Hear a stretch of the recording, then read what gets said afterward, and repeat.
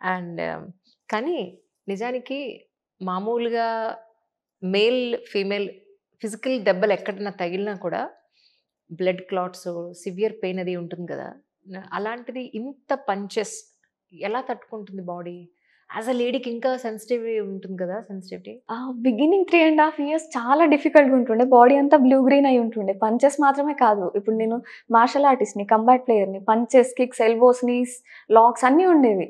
So, నాకిలా నిద్రపోవడానికి రాకపోయేది. ఇటు తిరిగి లైక్ నాకు నిద్ర పట్టకపోయేది చాలా, చాలా డేస్.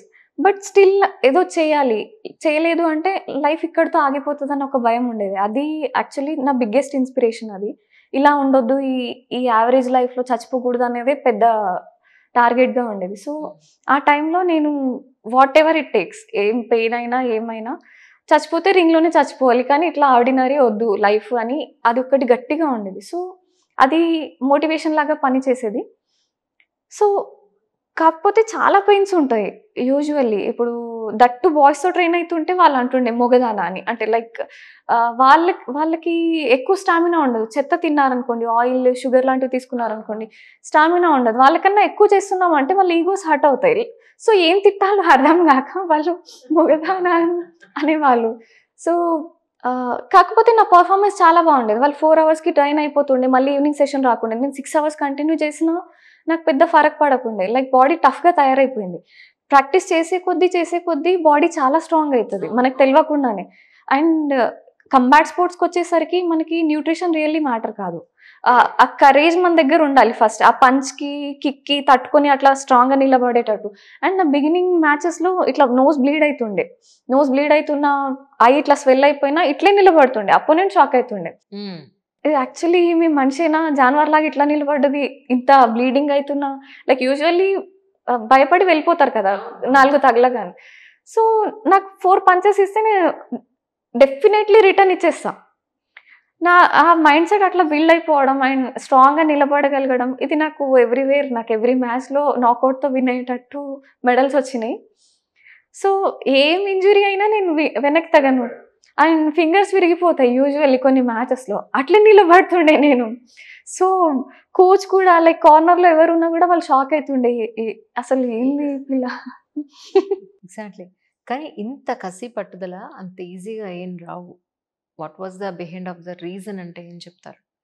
సో, నా friends marriages, early marriages and వాళ్ళ చెత్త లైఫ్స్ అది అండ్ దట్ టూ పీరియడ్స్ వచ్చినప్పుడు స్కూల్ డేస్‌లో బయట కూర్చోబెట్టేవాళ్ళు క్లాస్‌కి. అంటే ఐ అండర్‌స్టాండ్. నాకు అనిపించింది లైక్ ఈరోజు నేను పీరియడ్స్‌లో కూడా మ్యాచెస్ వెళ్ళి మెడల్ తీసుకొస్తా గదా! కంగ్రాచ్యులేషన్స్ ప్రౌడ్ ఆఫ్ యూ అంటారు. లైక్ అంటే నాకు ఆ లైఫ్ నచ్చలేదు అట్లా. విడిగా కూర్చోబెట్టి అలా తక్కువ చూడడం అనేది. డిఫరెంట్‌గా అనిపిచ్చేది. Like it was really insulting. చాలా హార్డ్‌గా అనిపిచ్చేది.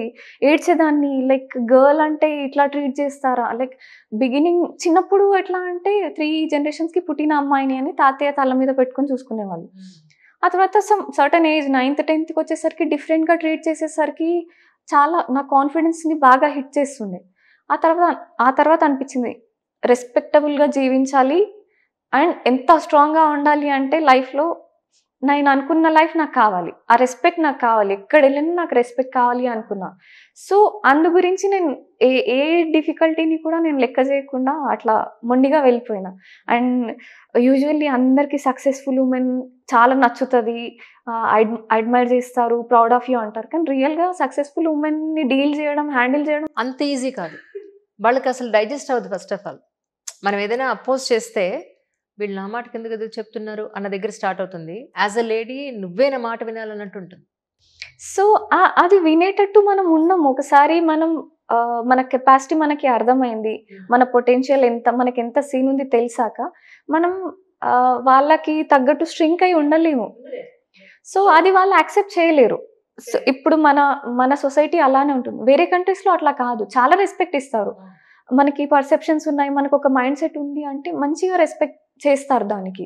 యు చిన్నవాళ్ళు, పెద్దవాళ్ళు అందరూ కూడా నిజంగా ఫారిన్ కంట్రీస్‌లో ఉన్న వాటిని మంచి పాయింట్స్‌ని తీసుకోవట్లేదు. వాళ్ళు ఎలా డ్రెస్‌లేసుకుంటున్నారు? ఇప్పుడు ఇలా ఏసేసుకోండి. అలా హెయిర్ కలర్స్ ఏసుకున్నారు? ఇలా హెయిర్ కలర్స్ ఏసుకోండి. లేదంటే చక్కగా తాగుతున్నారు, ఇక్కడ తాగండి. అది సిగరెట్ కానీ, ఆల్కహాల్ కానీ. ఆ! ఇలా తీసుకుంటున్నారు తప్ప వాళ్ళు విమెన్కి ఇచ్చే వాల్యూ ఏంటి, అసలు వాళ్ళు ఎలా ఒక బిజినెస్ని డెవలప్ చేస్తున్నారు, లేదు అని అంటే ఎంత ఇంపార్టెన్స్ వాళ్ళు స్పోర్ట్స్కి, ఫిజికల్ హెల్త్కి, మెంటల్ హెల్త్కి ఇస్తున్నారు, ఇవెవడికి ఎక్కర్లా. అండ్ రీసెంట్లీ సెర్బియాకి వెళ్ళాను. యూజువల్లీ అక్కడ మొత్తం యూజువల్లీ ఎవ్రీ ఇయర్ నేను మెడల్ సెలబ్రేషన్స్కి వెళ్ళాను. మెడల్ తీసుకున్నామా తీసుకొచ్చి బ్యాగ్ ప్యాక్ చేసుకుంటాను రూమ్లో హ్యాపీగా.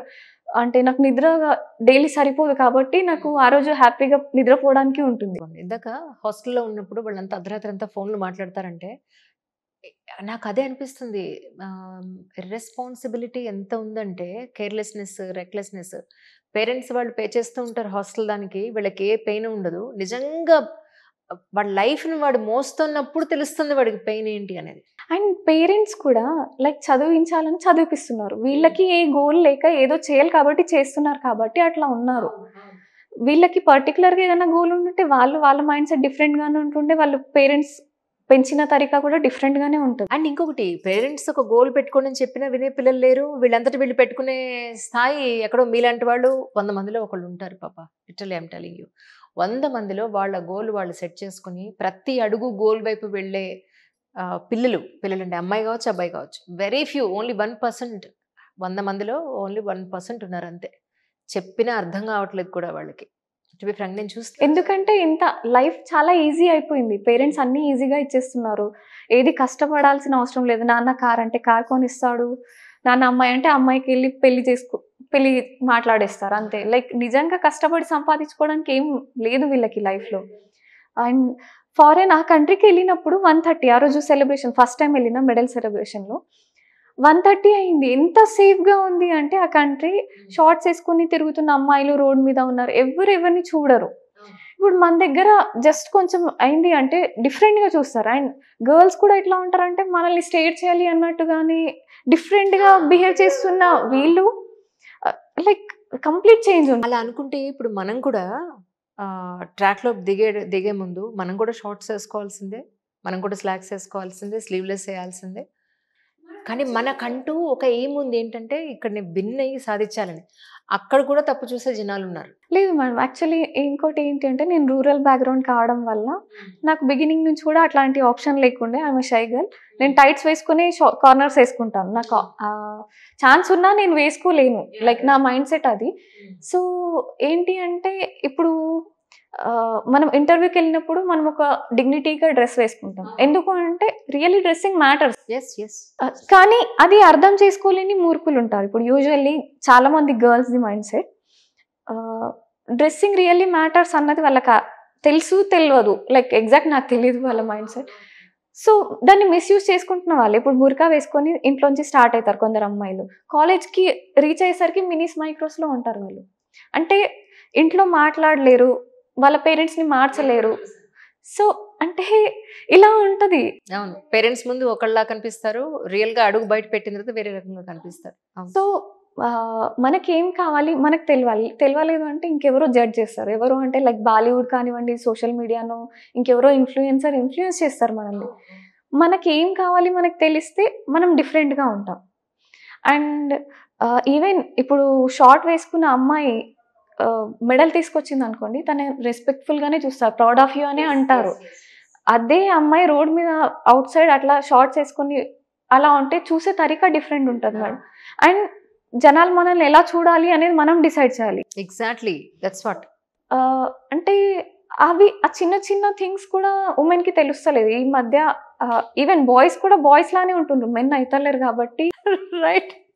So okay, girls are women అవుతున్నారా? సో అక్కడే ఉండిపోతున్నారు, అదే మైండ్ సెట్. ఆ టీనేజ్లోనే ఉండిపోతున్నారు అక్కడే. అట్లా 60 years వచ్చేసినా అక్కడే ఉంటున్నారు వాళ్ళు. బిల్డ్ అవుతలేరు. అంటే ప్రోగ్రెస్ అవ్వాలి కదా, కనిపిస్తలేదు. ఏదో నవ్వుతున్నా కానీ నేను జస్ట్ దాని వెనకాతలు చాలా సర్కాజం ఉంది.